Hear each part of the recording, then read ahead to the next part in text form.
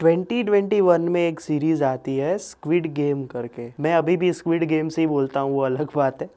लेकिन 2021 में एक स्क्विड गेम करके सीरीज आती है। पहले तो कुछ हाइप नहीं होती है, मैं ऐसा बोल सकता हूँ। जब शुरू हुआ होता है वगैरह, धीरे धीरे जब लोग एक्सप्लोर करते हैं ना, तो एक हाइप बनती है। फिर वो हाइप इतनी लेवल तक चली जाती है कि मैंने भी वो सीरीज देखी। और तभी मैं एक अपना एक ट्विस्ट बताऊँ तो तब मैं आई थिंक 16 का था, और मैंने पूरी सीरीज एंड्रॉयड टीवी में देखी। तो रिस्क है तो इश्क है टाइप चीज थी। और एक और चीज अगर मैं बताऊँ तो मैं एक्सपेक्ट नहीं कर रहा था कि इतना शॉकिंग और डिप्रेसिंग जिस तरह से लोगों को मारा जा रहा है और उसके बाद के जो आफ्टर इफेक्ट्स हैं वो दिखाए जाएंगे। देखो, मैं कोई एक्सपर्ट नहीं हूँ के ड्रामास कोरियन सीरीज के ऊपर। मैंने अभी देखो, मेरे को उतना पता भी नहीं है। मैं जो देखता हूँ वो मतलब जो अच्छा और एंटरटेनिंग होता है वो मैं देखता हूँ, और ये वन ऑफ दोज है। तो जिस तरह से इसका क्लिफ हैंगर छोड़ा था, 3 साल के बाद दूसरा सीजन आया है और आज उसका रिव्यू करते हैं। तो स्क्विड गेम सीजन 2 जहां पे खत्म हुई थी वो फ्लाइट वाले सीन पे, वहीं से शुरू होती है। इस बार जो इनके जो मेन कैरेक्टर का नाम है, मैं एक्चुअली नाम बोल बोल के इसमें देख के बोलूंगा, क्योंकि थोड़ा भी मेरे को लगता है कि इनके नाम थोड़े हार्ड होते हैं कहीं कहीं पे, लेकिन जरूरी भी है ऐसे बोलने का। तो ली जंग जे, जिन्होंने स्योंग गी का कैरेक्टर किया था, जो 456 नंबर 456 थे, वो उनका एक अभी एक नया नजरिया बन चुका है। और एक तरीके से देखे तो वो वापस गेम में जाते हैं। उसका हमें ट्रेलर में कहीं कहीं पे रीजन दिखाया जाता है कि वो ये जो भी ये गेम्स चला रहा है उनको एक्सपोज करना चाहते हैं। वो उधर नए लोगों से मिलते हैं, नए दोस्त बनते हैं, कुछ अनएक्सपेक्टेड चीजें भी होती है, स्पेशली सेकेंड एपिसोड के एंड में। उनके हिसाब से अभी भी वैसी ही गेम्स चल रही है जो उन्होंने खेली है, लेकिन उसमें भी एक ट्विस्ट आता है। और वो उधर पहुंचते कैसे हैं और क्या वो इन पूरी स्क्विड गेम वालों को एक्सपोज कर पाएंगे, ये पूरा एक आपको ये सीरीज के अंदर जानना पड़ेगा। मैं इतना ही कहूंगा, क्योंकि ये सीरीज कंटिन्यूएशन से जहां से शुरू होती है, जो ग्रिप छोड़ा था वही ग्रिप पकड़ के सारे एपिसोड्स निकल जाते हैं, और वही पूरा जो एक स्क्विड गेम वाली वाइब है वो देती है। चलो, मैं इतना नहीं कहूंगा कि वो फर्स्ट में जो आपको शॉक वैल्यू और जो फर्स्ट टाइम देखा था, ऑब्वियसली देखो फर्स्ट टाइम के बाद आप पता है आपको कि इसका कंटेंट क्या होने वाला है। तो वो जो कंपैरिजन वाली चीज है ना कि फर्स्ट में तो इतना बड़ा सब कुछ था, ब्रूटल था, इसमें उतना मजा नहीं आया, तो ऑब्वियसली फर्स्ट टाइम के बाद अगर वही कंटेंट देखना है तो आपको उतना मतलब इफेक्ट नहीं पड़ेगा। तो वो एक अच्छी बात है।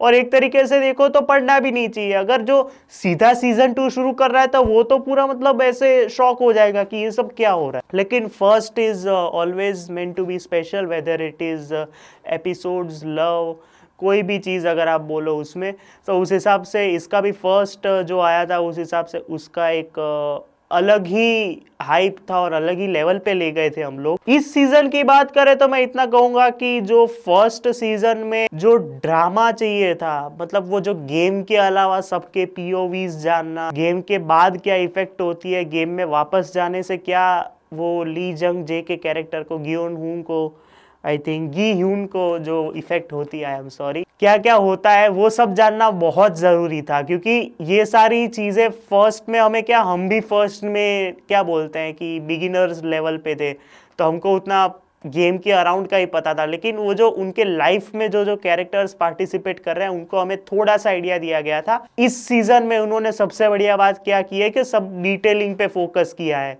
एक एक जो ट्रायंगल, स्क्वायर और वो जो सर्कल वाले जो लोग हैं उनकी लाइफ पे फोकस किया है।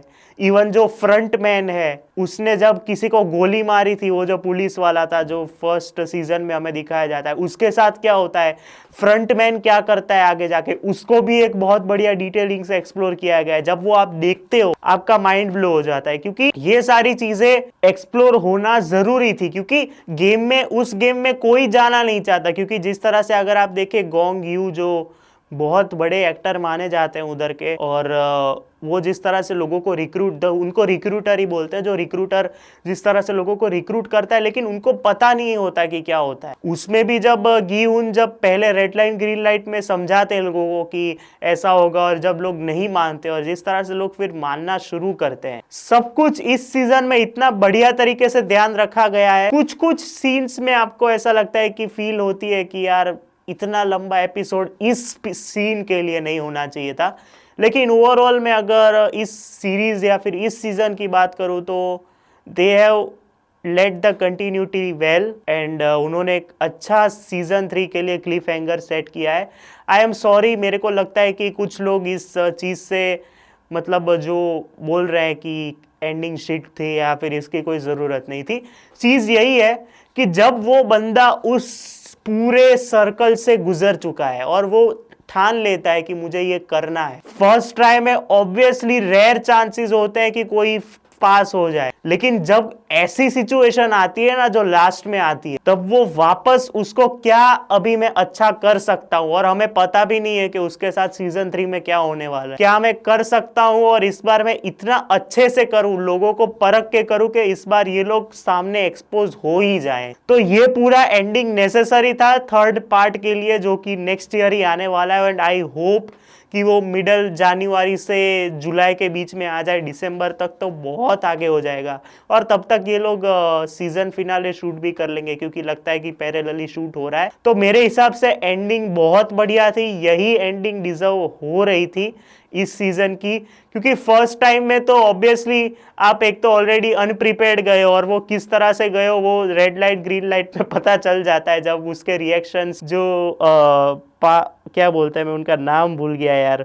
सियोंग गी उनके रिएक्शन से पता चल जाता है। इस सीजन में आपको पूरे एक LGBTQ एंगल को अच्छे से समझाया गया है, एक प्रेग्नेंट लेडी और एक मेन जो फेमस स्ट्रीमर है उनका पॉइंट ऑफ व्यू, एक मदर एंड सन का पॉइंट ऑफ व्यू, एक पूरा एक जो एलाइज या फिर फैक्शंस बन गए दोनों के सामने, जो लोग रहना चाहते हैं गेम में, जो लोग नहीं रहना चाहते उनका पॉइंट ऑफ व्यू, एक सोल्जर जब एक सीनियर सोल्जर को मिलता है तो उनका point of view, front man का पॉइंट ऑफ व्यू, इवन मैं बोलूंगा कहां से वो आप देखेंगे तब आपको पता चलेगा। पॉइंट ऑफ व्यूज में भी इन्होंने बहुत बढ़िया काम किया है। एक्शन तो हमेशा से इसका बहुत अच्छा था, इस बार थोड़ा कम फोकस किया है, मैं ऐसा बोल सकता हूँ खून खराबे पे, तो वो एक अच्छी बात है। और जो पॉइंट ऑफ व्यूज में ये लोग खेल गए वो बहुत बढ़िया है। तो ओवरऑल मैं परफॉर्मेंसेस की बात करूं तो मेरे लिए 3 लोग हैं इसमें। सबसे पहले बात करते हैं वी हा जून, जो कि वोंग जून हो का कैरेक्टर, जो कि पुलिस ऑफिसर है, आई थिंक इसमें पुलिस ऑफिसर का कैरेक्टर कर रहे हैं। उनका काम अगर मैं बोलूँ तो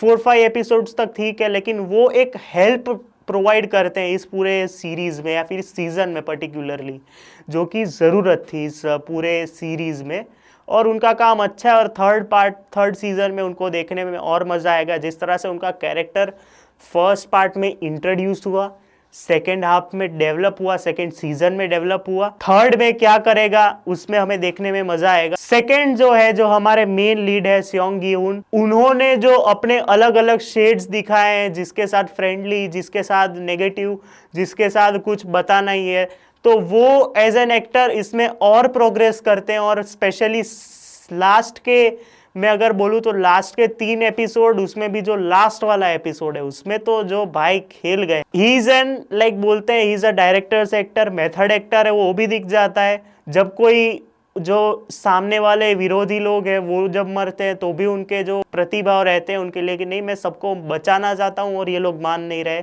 और स्पेशली जब वो फ्रस्ट्रेशन में बोल देते हैं कि यार मैंने ये गेम खेली है, समझ क्यों नहीं रहे हो तुम लोग।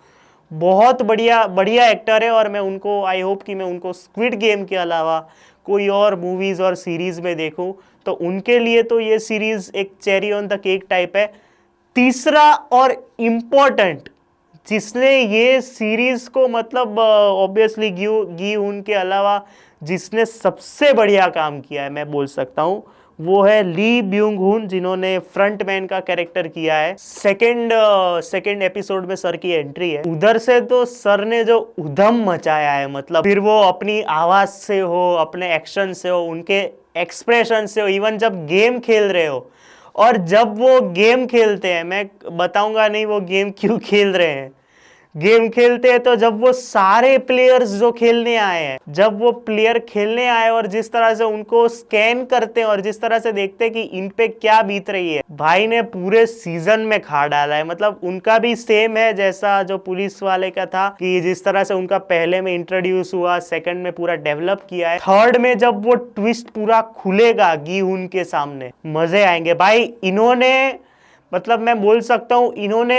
इस सीजन में सबसे बढ़िया काम किया है। गी हुन तो ऑब्वियसली मेन है इनके, लेकिन उनके बाद अगर कोई शो स्टीलर है तो वो है ली ब्यूंग हुन, जिन्होंने फ्रंटमैन का काम किया है। भाई ने खा डाला यार, मतलब कहीं पे कोई कसर नहीं छोड़ी कि यार कुछ भी मैं कुछ अलग करूं, कुछ ये करूं। भाई ने अपने क्राफ्ट के साथ अपने जो फ्रंटमैन की इमेज है उसके साथ पूरा एक अलग कैरेक्टर भी किया है जो देखने में मजा आता है। तो ओवरऑल स्क्विड गेम सीजन 2 ये एक पूरी जो हाइप थी, उतनी तो हाइप भी नहीं थी, मैं ऐसा कह सकता हूँ। जो पूरी हाइप होने चाहिए थी उतनी तो नहीं थी, लेकिन जिस तरह से एलिवेट किया है सेकंड सीजन को, उतनी ही सीरियसनेस और उतनी ही पकड़ के साथ वो सेटिस्फाई करती है। मेरी तरफ से इस सीजन को मैं 3.5 स्टार्स दूंगा, क्योंकि 1 स्टार मैं इसलिए काट रहा हूं क्योंकि, या फिर 2 स्टार इसलिए काट रहा हूं क्योंकि एक तो उनकी कहीं कहीं पे लेंथ अननेसेसरी, एक पर्टिकुलर सीन की, स्पेशली लास्ट में जो एक्शन सीन है पूरा लास्ट का। और दूसरा एक ये चीज़ है कि सीजन 3 की कहीं कहीं पे देखो तो वो कैश ग्रैब अपॉर्चुनिटी है, क्योंकि अगर इस सीजन में भी ख़त्म कर देते तो कोई प्रॉब्लम ही नहीं था। आपने ऑलरेडी फर्स्ट सीजन में आई थिंक 8 या 10 एपिसोड्स का तो बनाया था, इसमें 7 एपिसोड्स है, तो एक एक्स्ट्रा बना के इसमें ख़त्म हो जाती तो कोई प्रॉब्लम ही नहीं थी, आराम से निकल जाती। लेकिन कोई बात नहीं, आई होप जल्दी से ये सीजन 3 आ जाए, तो लेट्स होप कि जल्दी जल्दी सब कुछ हो जाता है, तो ठीक है। मिलते हैं अगले वीडियो में कल। प्रॉमिस कर रहा हूँ कि टॉप 10 बेस्ट बॉलीवुड आएगा। तब तक के लिए बाय।